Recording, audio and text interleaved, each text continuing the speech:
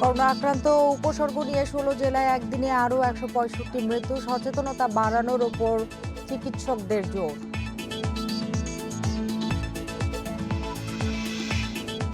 Corona মোকাবিলায় জেলা উপজেলাতে চীনের সিনোফার্মের টিকা দেওয়া শুরু, সব সিটি কর্পোরেশনে মডার্না টিকা প্রয়োগ কাল।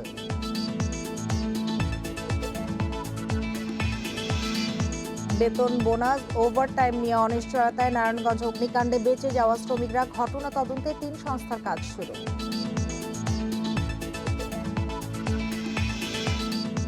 বিভিন্ন জেলায় কোরবানির বড় আকারের পশু নিয়ে বিপাকে খামারিরা, ক্রেতার অভাবে লোকসানের শঙ্কা।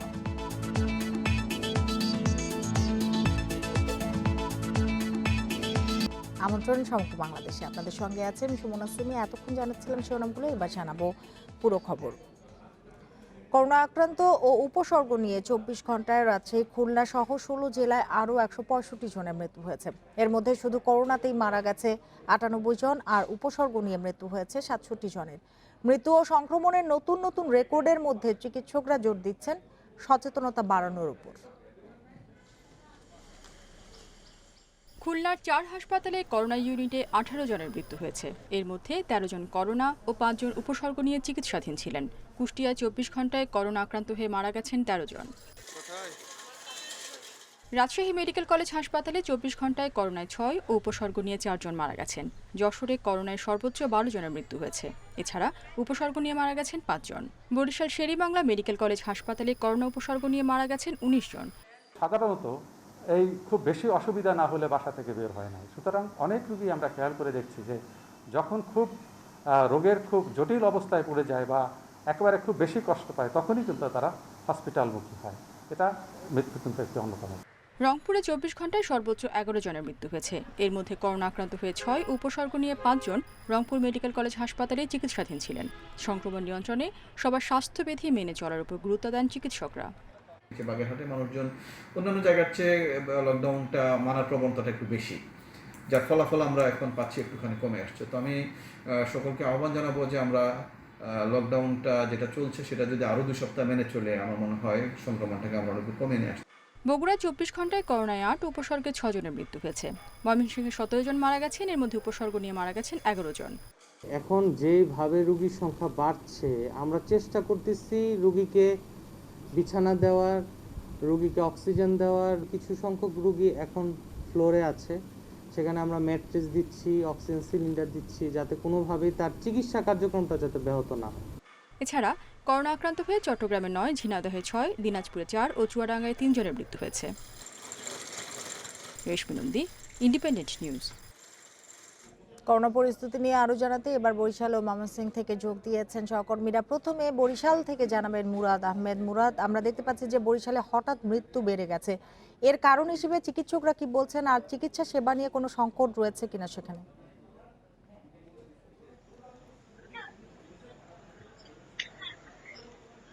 দেখুন, সেই দিয়ে শুরু করি। চিকিৎসা সেবায় সংকট নেই এমন কোনো জায়গা নেই। তো এক কথায় এইটুকুই বলা যায় যে অক্সিজেন থেকে শুরু করে অন্যান্য যা কিছু সাপোর্ট আছে তা এই ওরা বলে আছে, ওনাদের কিছু পরিসংখ্যাতে আছে, এটা আছে সেটা আছে ইত্যাদি ইত্যাদি, কিন্তু প্রপারলি যে অক্সিজেন আছে, কিন্তু প্রপারলি অক্সিজেন সাপোর্ট দেওয়ার মতো যা কিছু প্রয়োজন তা কিন্তু এখানে পাওয়া যাচ্ছে না। প্রায় ওরা বলে থাকেন, আপনি দেখুন যে আজকে ১৯ জন উপসর্গ নিয়ে মারা গেছে। আচ্ছা, যদি আমরা দেখি যে ২১৭ জন আক্রান্ত হয়েছে, তার মধ্যে ৪ জন হাসপাতালে আছে। কেন হাসপাতালে আসবে? ওনারা যেটি বলছেন যে মুমূর্ষু অবস্থায় ম্যাক্সিমাম রোগী হাসপাতালে আসছে, শ্বাসকষ্ট দেখলেই তাদের পাঠিয়ে দেওয়া হচ্ছে। এছাড়া হাসপাতালে আসার মতো তো হাসপাতাল পরিবেশ নেই। রোগীদের কাছে যখনই আমরা কথা জিজ্ঞেস করতে চাই, এক আওয়াজ প্রথম দিন থেকে এখন পর্যন্ত পেয়ে যাচ্ছি। অথচ এই সময়কালের মধ্যে বরিশালের একমাত্র বরিশাল বিভাগের corona unit, Barishal medical college হাসপাতালে এটিতে অনেক সংযোজন হয়েছে, অনেক কিছু সাপোর্ট বাড়ানো হয়েছে, কিন্তু অভিযোগ যেটি প্রথমে ছিল সেটি আজ পর্যন্ত রয়ে গেছে। অর্থাৎ তাচ্ছিল্য, ডাক্তারের দূরত্ব, নার্সদের দূরত্ব, রোগী দেখলে আরো এড়িয়ে চলা, অন্যরা যারা সাপোর্ট স্টাফ রয়েছে তাদের দূরত্ব, ব্যবহারের দিক থেকে যে কি ব্যবহার, নোংরামি যা যা দরকার আছে সমস্ত জায়গায় নোংরা সবকিছু উপস্থিত রয়েছে, কলার ছোলা পড়ে আছে মেইন ফ্লোরে, কেউ কোথাও দেখার মতো নয়। তার যারটা সে যদি না করে অথবা অন্যটা না সরায় তাহলে হাসপাতালে কোনো সেবা নেই। এই কারণেই কিন্তু মূলত হাসপাতালমুখী মানুষ হচ্ছে না। বরিশালে হাসপাতালমুখী রোগীর সংখ্যা আমরা সেটি দেখেছিলাম যে প্রায় 15 or 14 or 15%, ম্যাক্সিমাম অর্থাৎ 85% রোগী, করোনা আক্রান্ত রোগী হাসপাতালে আসছে না। এটি প্রথম থেকে দেখা যায়, এখন পর্যন্ত দেখা যায়। এখন যেটি রয়েছে করোনা ইউনিট, সেখানে 300 বেড পর্যন্ত উন্নীত করা হয়েছে। আর 317 জন রয়েছে, তার মধ্যে করোনা রোগী হাই 65 to 66 হতে পারে। এখন বিষয়টা হচ্ছে একটি জায়গায় যে হাসপাতালের যে মানুষ আসবে, হাসপাতাল আজ পর্যন্ত অন্তত করোনা ইউনিটগুলো আজ পর্যন্ত ভয়মুক্ত হয়নি এবং সেবাযুক্ত হয়নি। এই দুটো না হওয়ার কারণে হাসপাতালে রোগী আসছে না। যারা দায় ঠেকা মৃত্যু যারা অবধারিত তারাই আসছেন, তারাই মরছেন। এটি আমাদের দেখা। আমি এর আগেও একটা কথা বলেছিলাম যে প্রায় 15 মাস থেকে করোনা ইউনিটে ঘোরাফেরা করছে, প্রত্যেক দিন কোনো না কোনো কারণ যাওয়া হচ্ছে। কিন্তু আজকে কি একটি ভয় লেগেছে যে একটি ইউনিটের মিনিমাম সিস্টেম থাকা উচিত, অন্তত স্বাস্থ্যবিধি মেনে চলা। সেখানে যারা তাদের নমুনা দিচ্ছেন তারাও একজনের গায়ের উপরে আরেকজনের যে কেউ একটি কথা বলার মতো নেই। অর্থাৎ দিচ্ছি সবাই চাকরি করছেন।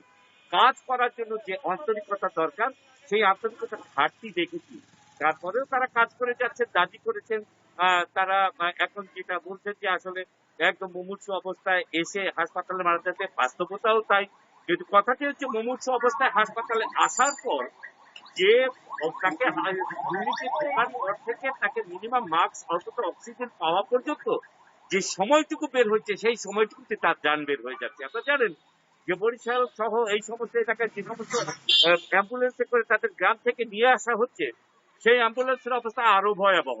এটা কোন অ্যাম্বুলেন্স, তক্তা পেটানো অ্যাম্বুলেন্স কিনা তাও কেউ বলতে পারে না। অর্থাৎ রোগী নিয়ে যত রকম ব্যবসা সবকিছু চলছে, কোনো সেবাই রোগী পাচ্ছে না। এটি হচ্ছে বাস্তবতা। আরেকটি বিষয় আমরা যেটি একটু লক্ষ্য করি, দূর দূরান্ত থেকে মানুষ কিন্তু বাঁচার জন্য, আমরা আজকে যে 19 জনের মধ্যে দেখেছি মাদারীপুর থেকেও তারা এসেছেন, বরগুনা থেকে তারা এসেছেন, তারা ঝালকাঠি পিরোজপুর থেকে এসেছেন একটু বাঁচার জন্য।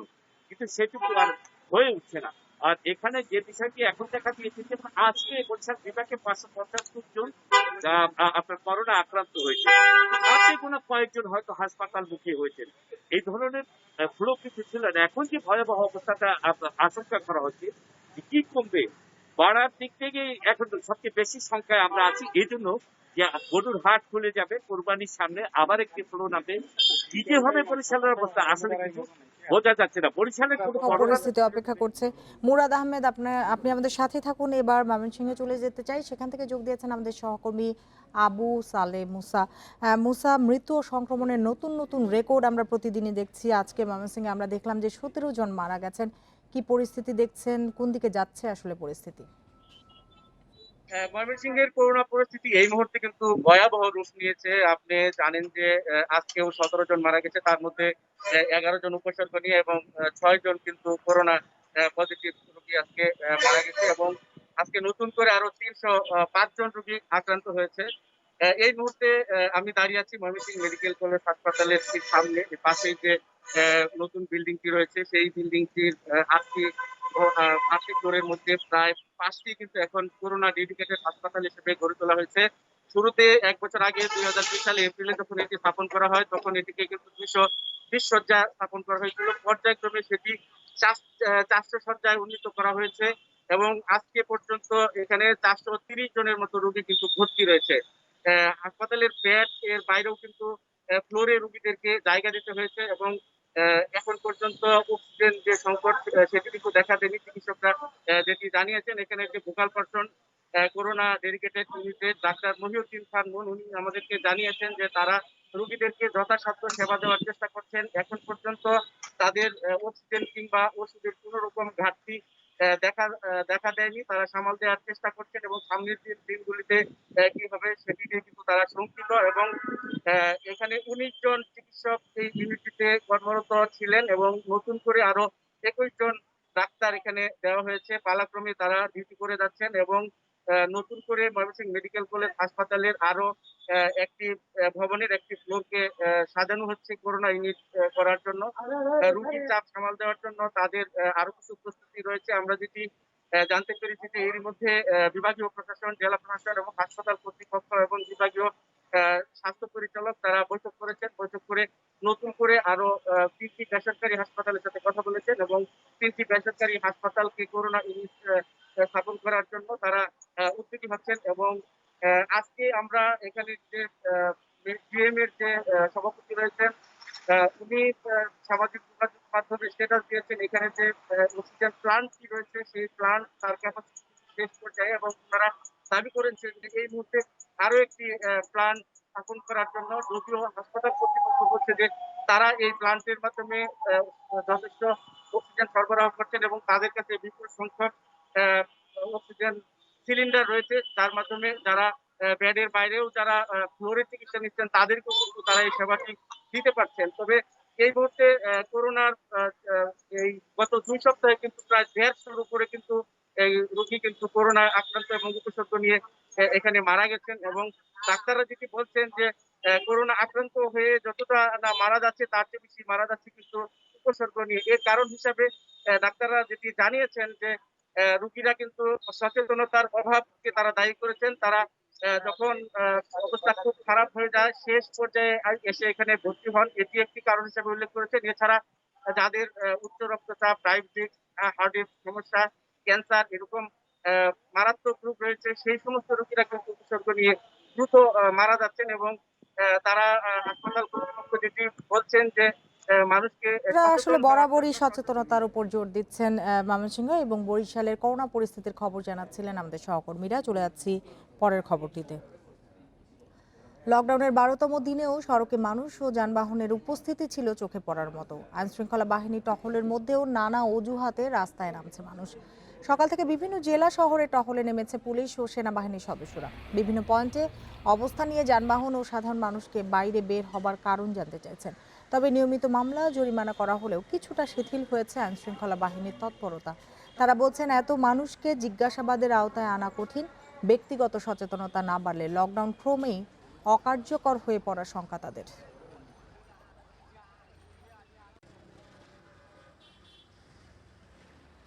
কেন পাই না রাস্তার কোনো উত্তর নাই, রেখে দিছি, এখন পড়বো কি পড়বো নেই। আসলে যতটুকু সম্ভব একা একা তাকে বাইর হয়েছি, বাজার কাঁচা বাজার করতে হবে। মানুষকে আসলে মানানোটা সবার জন্যই সো টাফ। আমরা কেউ আসলে এটা হয়তো সেইভাবে পারছি না। এটা হয়তো আমরা চেষ্টা করলে আর একটু ভালো করব, বা আরও সামনে হয়তো 2-3 দিন আছে, এরপরে কি হবে আমরা কেউ জানি না। করোনা মোকাবিলায় সারা দেশে জেলা ও উপজেলা পর্যায়ে শুরু হয়েছে সিনোফার্মের টিকাদান। সকাল থেকে শুরু হয় এ কার্যক্রম। আর দেশের সব সিটি কর্পোরেশনে কাল থেকে শুরু হবে মডার্না টিকা প্রয়োগ। প্রতিদিনই বাড়ছে দেশে করোনা শনাক্তের হার ও মৃত্যু। টিকা নিয়ে সংকট কেটে যাওয়ায় দেশে আবারও শুরু হলো গণটিকাদান কর্মসূচি। দেশ জুড়ে জেলা ও উপজেলা পর্যায়ে চীনের সিনোফার্মের টিকা দেয়া শুরু হয়েছে আজ।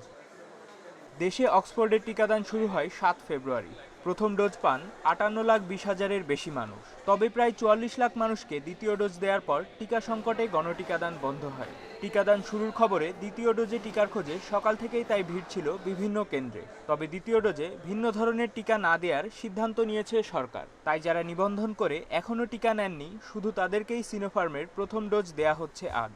খুব ইজি, একটা পিঁপড়া কামড় দিলে টের পাওয়া যায়, কিন্তু আমি ইনজেকশন দিলাম, আমি টের পেলাম না। এত ইজি। এখন মনে করলাম না সবাই দিচ্ছে, সবাই তো সাকসেসফুল, ভালো সবাই, এজন্য ভাবলাম যে আমরাও দিয়ে নিই, নিরাপদে থাকি।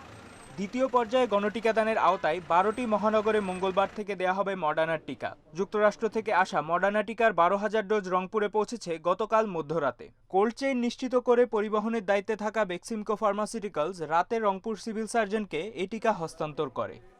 যারা রেজিস্ট্রেশন করেছেন, আগে রেজিস্ট্রেশন করেছেন এবং রেজিস্ট্রেশন এখনও করছেন, তাদেরকে আমরা মেসেজ পাঠিয়ে পর্যায়ক্রমে এই ভ্যাকসিনটি দেবো। ফ্রিজার টেম্পারেচার লাগে -50 degree centigrade and -15 degree centigrade, এবং রেফ্রিজারেটর টেম্পারেচার লাগে 2 to 8 degree centigrade. Civil surgeon মহোদয়কে আমরা 12,000 ডোজটা তাকে বুঝিয়ে দিয়েছি। বগুড়ার মোট 14টি কেন্দ্রের মধ্যে মোহাম্মদ আলী হাসপাতাল, শহীদ জিয়াউর রহমান মেডিকেল কলেজ হাসপাতাল ও পুলিশ হাসপাতালে আজ থেকে সিনোফার্মের টিকা দেয়া শুরু হয়েছে। বাকি 11টি উপজেলায় শুরু হবে আগামীকাল থেকে। এছাড়া শুক্রবার বগুড়ায় পৌঁছেছে 52,800 মডার্নার টিকা। আমাদের হাসপাতালে বুথের সংখ্যা 2টি এবং প্রতি বুথে সর্বোচ্চ টিকা দেওয়ার ক্ষমতা আমাদের 200 জন। সেই ক্ষেত্রে আমরা প্রতিদিন 400 জনকে টিকা দিতে পারি। বয়সসীমা কমানোয় নতুন টিকা আসার খবরে নিবন্ধন বেড়েছে। রোববার বিকেল পর্যন্ত দেশে টিকার জন্য নিবন্ধন করেছে মোট 90,53,384 জন। মাহমুদুন নবী, ইন্ডিপেন্ডেন্ট নিউজ। এ নিয়ে আরো জানাতে এবার চট্টগ্রাম থেকে যোগ দিয়েছেন সহকর্মী ইফতেখার ফয়সাল। আবার শুরু হলো গণটিকাদান কর্মসূচি, যেটি বেশ স্বস্তির খবর। উপজেলা পর্যায়ে আজ কতজনকে টিকা দেওয়া সম্ভব হয়েছে, সেটি কোনো পরিসংখ্যান আপনি দিতে পারেন কিনা আমাদের? চট্টগ্রামে মূলত আসলে আগামীকাল সকাল থেকেই চট্টগ্রামে যে উপজেলা পর্যায়ে টিকা দেওয়া হবে এমনটি আমাদেরকে চট্টগ্রামের সিভিল সার্জন জানিয়েছেন এবং একই সঙ্গে চট্টগ্রাম সিটি কর্পোরেশন এলাকায়ও আগামীকাল টিকা দেওয়া হবে। তবে আজকে কেবল টিকা দেওয়া হয়েছে চট্টগ্রাম মেডিকেল কলেজে যে টিকা কেন্দ্র রয়েছে সেখানে টিকা দেওয়া হয়েছে, কিন্তু এটি সাধারণ মানুষের জন্য উন্মুক্ত ছিল না। বিশেষ করে যারা এই করোনা মোকাবেলায় যে অগ্রণী ভূমিকা রাখছেন, সামনের সারিতে রয়েছেন, তাদেরকেই মূলত এই টিকা দেওয়া হচ্ছে এবং মেডিকেল কলেজের শিক্ষার্থী সহ যারা রয়েছেন তাদেরকে দেওয়া হয়েছে। আগামীকাল থেকে যেই টিকা দেওয়া হবে সেক্ষেত্রে একটি যেই নির্দিষ্ট নিয়ম করা হয়েছে, চট্টগ্রাম সিটি কর্পোরেশন এলাকার যে 11টি কেন্দ্র আছে সেই কেন্দ্রগুলোতে যে মডার্না টিকা দেওয়া হবে এবং যেই বিভিন্ন উপজেলায় যেই টিকা কেন্দ্রগুলো রয়েছে সেগুলোতে কিন্তু সিনোফার্মার টিকা দেওয়া হবে বলে আমাদেরকে সিভিল সার্জন কার্যালয়ের পক্ষ থেকে জানানো হয়েছে এবং তারা বলেছেন এই লক্ষ্যে গতকাল কিন্তু চট্টগ্রামে প্রায় 1,84,000 ডোজের মতো টিকা গতকাল এসে পৌঁছেছে, যাদের মধ্যে প্রায় 1 লাখেরও বেশি টিকা মডার্নার। কিন্তু এই টিকা আসার পর একটি বিষয় আমরা লক্ষ্য করেছি, বিশেষ করে প্রবাসীদের মধ্যে আমরা দেখেছি তাদের মধ্যে বিশেষ করে ফাইজারের টিকার প্রতি একটি আগ্রহ রয়েছে, বিশেষ করে সৌদি এবং কুয়েত প্রবাসীদের মধ্যে, কিন্তু সেটি ঢাকায় দেওয়া হলো, চট্টগ্রামে সেটি দেওয়ার কোনো সুযোগ নেই। এই ক্ষেত্রে সিভিল সার্জন আমাদেরকে জানিয়েছেন যেহেতু এরই মধ্যে কিছু দেশ মডার্না টিকা যেহেতু তারা গ্রহণ করছে, সেজন্য বলা সেসব প্রবাসী যারা সেটি দিতে আগ্রহী তাদেরকে বলা হয়েছে যাতে উপজেলা পর্যায়ে টিকাদান কেন্দ্রগুলোতে নিবন্ধন না করে তারা যাতে চট্টগ্রাম নগরীর যেসব কেন্দ্রগুলো রয়েছে সেগুলোতে নিবন্ধন করে, তাহলে তারা তাদের সেই কাঙ্ক্ষিত টিকা পাবেন। কিন্তু এই নতুন করে টিকাদান কার্যক্রম শুরু হলো, আরেকটি বিষয়ে এখনো পর্যন্ত আমরা কিছু মানুষের মধ্যে সংশয় লক্ষ্য করেছি, কারণ এর আগে আমরা দেখেছি যে চট্টগ্রামে প্রায় 1 লাখেরও বেশি মানুষ যারা অ্যাস্ট্রাজেনেকার প্রথম ডোজের টিকা নিয়েছিল কিন্তু দ্বিতীয় ডোজের টিকা পাননি।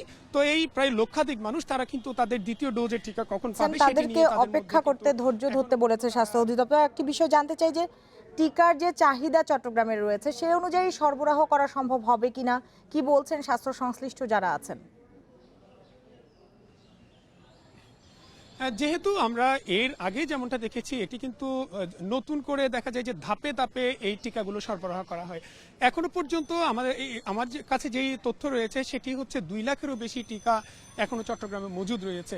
তো এটির ধারণা করা হচ্ছে যদিও যেই নতুন করে যখন টিকা দেওয়া শুরু হবে তখন শুরু হওয়ার সঙ্গে সঙ্গে কিন্তু অন্য দেশ থেকে যেসব টিকাগুলো আসবে সেই টিকার একটি অংশ চট্টগ্রামে এসে পৌঁছাবে এবং কোনো ধরনের সংকট হয়তো সামনে হবে না, এমনটি মূলত এখানকার যারা স্বাস্থ্য প্রশাসনের কর্মকর্তা রয়েছেন তারা সেই আশা প্রকাশ করছেন। ইফতেখার ফয়সাল, আপনাকে অনেক ধন্যবাদ আমাদের সাথে যুক্ত হওয়ার জন্য। নারায়ণগঞ্জের হাশেম ফুডস লিমিটেডের কারখানার আগুন লাগার ঘটনায় শ্রমিকদের শুধু জীবন যায়নি, জীবিকা নিয়ে অনিশ্চয়তায় পড়েছে বেঁচে যাওয়া শ্রমিকরা। জুন মাসের বেতন, বোনাস, 2 মাসের ওভারটাইম সবই রয়েছে বকেয়া। এদিকে আগুন লাগার ঘটনায় তদন্ত কমিটি 2য় দিনের কাজ শেষ করেছে।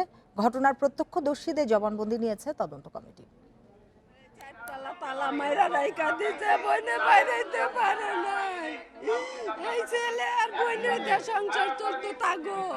নারায়ণগঞ্জে কারখানায় আগুন লাগার 5ম দিনেও কান্না থামছে না নিহত শ্রমিকদের স্বজনদের। সোমবার 6তলা ভবনের নিচে জড়ো হয় বেঁচে যাওয়া শ্রমিক ও নিহতদের স্বজনরা। আগুনের ঘটনায় দায়ীদের বিচার চান তারা।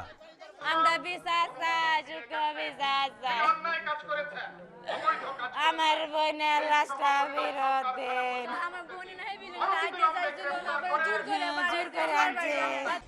তবে বেঁচে যাওয়া মানুষগুলোর এখন নতুন দুশ্চিন্তা, কিভাবে চলবে তাদের জীবন। জুন মাসের বেতন, ঈদের বোনাস, 2 মাসের ওভারটাইম সবই বকেয়া। সোমবার বেঁচে যাওয়া শ্রমিকরা ভিড় করে কারখানার সামনে। বেতন না পাইলে আমরা তো আনার কারণে মারা দেন দিতাম না, রুম ভাড়া দিতাম না, দেশে যেতাম না। ওভারটাইম বেতন সবকিছু দিতে হবে, ঈদ বোনাস সব আমাদেরকে দিতে হবে। এখন মনে করেন যারা আছে তাদের দোকান বাকি, এই রুম ভাড়া না খায়, এই যে আজকে 3টা আজ এই সপ্তাহ হয়ে যেতেছে দোকানটা বসা। একটু অনিশ্চয়তার মধ্যে আসছি, তারপরেও আমাদের ম্যানেজমেন্ট সিদ্ধান্ত নিচ্ছে যে আগামীকাল মানে 13 তারিখ আমরা বেতন দেওয়ার জন্য মানে আমরা প্রস্তুত আছি আর কি। এরকম দেওয়ার সম্ভাবনা অনেক বেশি, মানে দিবই আর কি। অগ্নিকাণ্ডের ঘটনা তদন্তে সরকারি 3টি সংস্থা তদন্ত শুরু করেছে। তবে কিভাবে সেদিন আগুন লেগেছিল এখন পর্যন্ত সুনির্দিষ্ট কারণ জানা যায়নি। আমরা গতকালকের থেকে আমাদের তদন্ত কার্যক্রম শুরু করেছি। আমরা অলরেডি 14 জনের স্টেটমেন্ট নিয়েছি এবং বিভিন্ন আলামত নিয়েছি যে কী কারণে আগুনটা লাগতে পারে। অন্যান্য যে সিচুয়েশন সেগুলো আমরা বিশ্লেষণ করছি। এদিকে সোমবার ঘটনাস্থল পরিদর্শন করে শ্রমিকদের সাথে কথা বলে বাম গণতান্ত্রিক জোট। Mahmudul Hasan, independent news, Dhaka. ঈদের আগ মুহূর্তে ক্রেতা না পেয়ে কোরবানির পশু নিয়ে বিপাকে পড়েছেন অনেক খামারি। অনলাইনেও নেই তেমন সাড়া। এ অবস্থায় বাইরে থেকে ক্রেতা না আসায় লোকসানের শঙ্কায় পড়েছেন ঝিনাইদহের বীর বাহাদুর, রাজাবাবু এবং ফরিদপুরের বিশাল আকারের পশু সম্রাটকে নিয়ে তাদের মালিকরা। ঝিনাইদহের শৈলকুপা উপজেলার গোপালপুর গ্রামের আতিয়ার রহমান পালন করেছেন ফ্রিজিয়ান জাতের এই গরুটি। নাম বীর বাহাদুর। 10 ফুট লম্বা ও 5.5 ফুট উঁচু গরুটির ওজন 1400 কেজি। 10 লাখ টাকা দাম চাইলেও মিলছে না ক্রেতা। এর পিছনে অনেক টাকা ব্যয় করেছে, যা আগামী ঈদের সামনে রেখে বিক্রি করবে সে আশায়, কিন্তু এখনো করোনার মহামারীর কারণে গরুটা এখন বিক্রি করতে পারে নাই। ভগবাননগরের রাজাবাবুর দাম 30 লাখ টাকা চাইছেন মালিক মোহাম্মদ হোসেন। এখনও সাড়া না পেয়ে হতাশ তিনি। কোরবানিতে কোনো হাট বাজার নেই, কোনো ব্যাপারী নেই, এখন গরুকে বিক্রি করতে পারবো কিনা খুব দুশ্চিন্তার ভিতরে আছে। ফরিদপুরের বিল মামুদপুরে 1200 কেজির বেশি ওজনের সম্রাট জেলার সবচেয়ে বড় আকারের গরু। এরকম আরও অনেক পশু কোরবানির জন্য প্রস্তুত করলেও দেখা নেই ক্রেতার। হাট বাজার ঘাট কিচ্ছু হচ্ছে না আমাদের, ওইরকম আমরা কোনো আশানুরূপ কোনো কাস্টমার পাচ্ছি না, দামও পাচ্ছি না। প্রতি বছর ঢাকা ও চট্টগ্রামের হাটে এসব পশুকে বিক্রির জন্য নেওয়া হলেও করোনার কারণে এবার তা সম্ভব হচ্ছে না। এ অবস্থায় অনলাইনে কেনাবেচার উদ্যোগ নেওয়া হলেও সাড়া নেই তেমন। অনলাইনে এটা তো নতুন সিস্টেম, তো আমাদের যারা একেবারে গ্রাম পর্যায়ে বড় খামারিরা অনলাইনে আমাদের পোস্ট দিচ্ছে, কিছু বিক্রি হচ্ছে মোটামুটি। গ্রাম পর্যায়ে একটা দুটো গরু তো এরা দিতে পারছে না, এরা একটু ক্ষতিগ্রস্ত বেশি হচ্ছে। ফরিদপুরে এবার 50,000 পশু কোরবানির জন্য প্রস্তুত করা হয়েছে। এখন পর্যন্ত ক্রেতা না থাকায় দুশ্চিন্তার ভাঁজ পড়েছে খামারিদের কপালে। Mamunur Rashid, independent news desk. Chattogram নগরীর ফুসফুস খ্যাত সিআরবি এলাকায় শতবর্ষী গাছ কেটে হচ্ছে হাসপাতাল। তবে এর বিরোধিতা করছেন বিশিষ্ট নাগরিক ও পরিবেশবাদীরা। একই দাবিতে প্রধানমন্ত্রীর কাছে দেওয়া হয়েছে স্মারকলিপি। কিন্তু রেল কর্তৃপক্ষ বলছে হাসপাতাল তৈরিতে পরিবেশের খুব বেশি ক্ষতি হবে না। সিআরবি এলাকাকে বলা হয় বন্দরনগরীর ফুসফুস। রেলওয়ের পূর্বাঞ্চলের সদর দপ্তর ঘিরে বিশাল এই গাছগুলো শতবর্ষী। কোনোটির বয়স 200 বছরের বেশি। নগরবাসী এখানে আসেন প্রাণ ভরে নিঃশ্বাস নিতে। আর এই সবুজের বুক চিরেই হচ্ছে 500 শয্যার হাসপাতাল ও 100 আসনের মেডিকেল কলেজ। দীর্ঘমেয়াদে রেলের কাছ থেকে 6 একর জায়গা লিজ নিয়েছে ইউনাইটেড গ্রুপ। 2020 সালের মার্চে চুক্তির পর এখন শুরু হয়েছে নির্মাণের প্রাথমিক কাজ। তবে শহরের এই প্রাণকেন্দ্রে শতবর্ষী গাছ কেটে স্থাপনা নির্মাণের সিদ্ধান্তে ক্ষুব্ধ সচেতন মহল। মানুষ যখন একটি স্বস্তির প্রয়োজন মনে করে তখনই এলাকায় একটু আসে। তো এখানে যখন একটি হাসপাতাল করা হবে তখন দেখা যাবে অনেকগুলো শতবর্ষী গাছ কাটা হবে, আমাদের পরিবেশের বিপর্যয় ঘটবে। এটা আসাম বেঙ্গল রেলওয়ে হেডকোয়ার্টার, এখানে শতবর্ষী গাছ আছে, সুন্দর একটা পরিবেশ আছে। যে কোনো সময় রেল সম্প্রসারণ হলে রেলের আরও জায়গা জমির প্রয়োজন হতে পারে। পরিবেশবিদরা বলছে এই সবুজ এলাকায় নতুন কোনো স্থাপনাই কাম্য নয়, বরং আরও বেশি করে গাছ লাগাতে হবে। হাসপাতালের জন্য শহরের অন্য কোথাও জায়গা দেওয়া যেতে পারে। বেসরকারি হাসপাতাল অন্যত্র করলে এই আমাদের এই সিআরবি সৌন্দর্যটা নষ্ট হবে না, কারণ এখানে একটা হাসপাতাল করা মানেই সৌন্দর্য এবং পরিবেশের উপরে প্রভাব সৃষ্টি করবে। তবে রেল কর্তৃপক্ষের দাবি ছোটখাটো গাছ কাটা হলেও শতবর্ষী গাছ বাঁচিয়েই ভবন নির্মাণের পরিকল্পনা নেওয়া হয়েছে। আলাদা পরামর্শক দিয়ে পরিবেশগত ঝুঁকি বিবেচনা করেই হবে হাসপাতাল। শতবর্ষী গাছ যেগুলো আছে সেটা রক্ষা করব, সেটা রক্ষা করে প্ল্যানিং হচ্ছে এবং যে উদ্যোগটা ছিল সেই উদ্যোগ মোতাবেক তারা ডিজাইন করছে আপাতত। এদিকে সিআরবি এলাকায় হাসপাতাল না করার দাবি জানিয়ে এরই মধ্যে প্রধানমন্ত্রীর কাছে স্মারকলিপি দিয়েছে নানা সংগঠন। অনুপম শীল, ইন্ডিপেন্ডেন্ট নিউজ, চট্টগ্রাম। চট্টগ্রামের বাঁশখালীতে এক নারীকে কুপিয়ে হত্যার অভিযোগ পাওয়া গেছে। সকালে উপজেলার শিলকুপ এলাকায় এ ঘটনা ঘটে। অভিযুক্ত যুবককে আটক করেছে পুলিশ। প্রতিবেশীরা জানায়, এহসান নামের ওই যুবক ডাবে ঝাড়ফুঁক নেয়ার জন্য গ্রামের ফাতেমা বেগমের কাছে যায়। এ সময় কিছু বুঝে ওঠার আগেই ফাতেমার ঘাড়ে কোপ বসিয়ে দেয় সে। পরিবারের সদস্যরা বাঁচাতে গেলে আহত হন আরও 3 জন। তাদের চট্টগ্রাম মেডিকেলে ভর্তি করা হয়েছে। স্থানীয় এক মেয়ের সাথে প্রেমে সফল হতে ফাতেমার কাছে ডাবে ঝাড়ফুঁক নিতেন এহসান। এতে কাজ না হওয়ায় তাকে হত্যা করা হয়েছে বলেও জানান তারা। বিষয়টি তদন্ত করে ব্যবস্থা নেওয়ার কথা জানিয়েছে পুলিশ। তো লোকটা বলতেছে যে মানে দায়টা আমাকে দাও, তা বলে খুঁজে নিয়ে ডাবার মধ্যে কোপ না দিয়ে ওর গাড়ি ভাড়া কোপ দিয়ে দিচ্ছে। আফার মারে তো আর বাঁচাইতো যে আর পরে গিয়ে তো, তারপরে আফার মাই হাত পরে গিয়ে আর মাই হাত পরে গিয়ে। তো 7 জনকে এখানে নিয়ে আসছিল, একজনকে মৃত্যু ঘোষণা করছে। এদের একজনের মধ্যে রাবিয়া নামে একজনের যে হাতে রক কেটে গেছে, এরকে ঢাকা নিয়ে যাওয়ার জন্য ডাক্তাররা পরামর্শ দিচ্ছে। কারণ বাকিগুলো আশঙ্কামুক্ত আছে এবং ওই যে ঘাতক বর্তমানে বাঁশখালী থানায় আটক আছে। সিলেটের লকডাউন বাস্তবায়নে কাজ করছে সেনাবাহিনীর 17 পদাতিক ডিভিশনের প্রায় 4 শতাধিক সেনা সদস্য।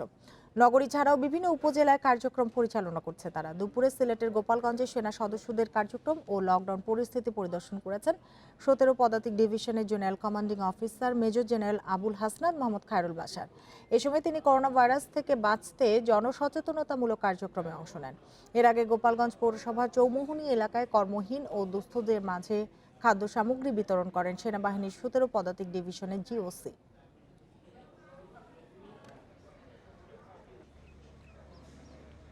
গাজীপুরে ঐতিহ্যবাহী শ্রী মানিক্য মাধবের রথযাত্রা অনুষ্ঠিত হয়েছে, তবে করোনা পরিস্থিতিতে আয়োজন ছিল সীমিত। সকালে দেবতা মানিক্য মাধবকে রথে অধিষ্ঠান করা হয়। পরে ভাওয়াল রাজবাড়ি থেকে শুরু হয় রথযাত্রা। সনাতন ধর্মাবলম্বীদের বিশ্বাস অনুযায়ী দেবতা মানিক্য মাধব এর রথে চড়ে নিজ গৃহ থেকে শ্বশুর বাড়ি যাবেন।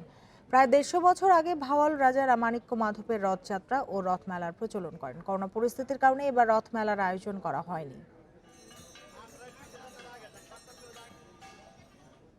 কক্সবাজার সমুদ্র সৈকতে আর নেই কোনো কোলাহল। করোনা সংক্রমণ রোধে মানুষের বিচরণ নিষিদ্ধের পর সৈকত এলাকায় প্রকৃতি আপন খেয়ালে ফিরেছে তার চেনা রাজত্বে। সামুদ্রিক প্রাণীকুলের অবাধ বিচরণ ও প্রকৃতির সৌন্দর্য ধরে রাখার দাবি জানিয়েছেন পরিবেশবাদীরা। সমুদ্র সৈকতের বালিয়াড়িতে এমন শিল্পকর্মে আটকে যায় চোখ, যেন শিল্পীর তুলিতে আঁকা কোনো ক্যানভাস। করোনা পরিস্থিতির কারণে মানুষের চলাচল বন্ধ, তাই প্রকৃতি নিজেই মেতেছে এমন শিল্পকর্মে। সৈকতের বিশাল এলাকা জুড়ে এখন অসংখ্য কাঁকড়ার বিচরণ। স্থানীয়দের কাছে লাল বাহিনী নামে পরিচিত। শৈল্পিক এসব কারুকাজের কারিগর তারাই। সৈকতে মানুষের আনাগোনা যখন বেশি ছিল, তখন এদের দেখা মেলা ছিল কঠিন। করোনার প্রভাবে নিরিবিলি পরিবেশে বালুর বুকে দাপিয়ে বেড়াচ্ছে তারা। ছোটকালে যখন আমরা সমুদ্র সৈকত আসতাম, তখন আমরা লাল কাঁকড়াগুলো দেখতাম। এখন লকডাউনের কারণে আবার নতুনভাবে দেখা যাচ্ছে লাল কাঁকড়াগুলো। জীববৈচিত্র্যগুলো আবার ফুটে উঠেছে। আমরা এখন দেখতে পাচ্ছি লাল কাঁকড়া নিঃসন্দেহে হাঁটাচলা করতেছে। এই সৌন্দর্যটা ধরে রাখতে হবে। প্রাকৃতিক প্রাণ প্রাচুর্যের এ ধারাবাহিকতা ধরে রাখতে বছরের কিছুটা সময় সমুদ্র পাড় জনমানব শূন্য রাখার পরামর্শ পরিবেশবাদীদের। কক্সবাজারে যে কোনো এক মাস, এটি জুন জুলাই হতে পারে, এক মাসের জন্য পর্যটন সেখানে নিষিদ্ধ করা দরকার। পাশাপাশি একটি জুন করে দেওয়া দরকার, যেখানে মানুষ যাবে না, শুধু সামুদ্রিক প্রাণীরা বা ভিন্ন প্রাণীরা সেখানে তাদের প্রজনন করবে এবং তারা ঘুরে বেড়াবে। প্রকৃতির এই প্রত্যাবর্তনকে ধরে রাখতে নানা উদ্যোগের কথা জানিয়েছেন কক্সবাজার উন্নয়ন কর্তৃপক্ষ। প্রথমেই লাল কাঁকড়ার সংরক্ষণ, সমুদ্রলতার সংরক্ষণ, কচ্ছপ সংরক্ষণ, ডলফিনগুলোকে কাছে নিয়ে আসা, বেড়া দিয়ে এগুলো আপাতত সংরক্ষণের চিহ্নিত করার জন্য ব্যবস্থা নিয়েছে। প্রকৃতি ও মানুষের কল্যাণেই সামুদ্রিক জীববৈচিত্র্য ধরে রাখতে বিভিন্ন মেয়াদী পরিকল্পনা নেয়ার দাবি জানিয়েছেন প্রকৃতিপ্রেমীরা। তৌফিকুল ইসলাম, ইন্ডিপেন্ডেন্ট নিউজ, কক্সবাজার। এই ছিল সমগ্র বাংলাদেশে ইন্ডিপেন্ডেন্ট টেলিভিশনের সব খবর। আরও বিস্তারিত জানতে চোখ রাখুন ফেসবুক, ইউটিউব এবং টুইটারে। ধন্যবাদ সবাইকে এতক্ষণ সাথে থাকার জন্য।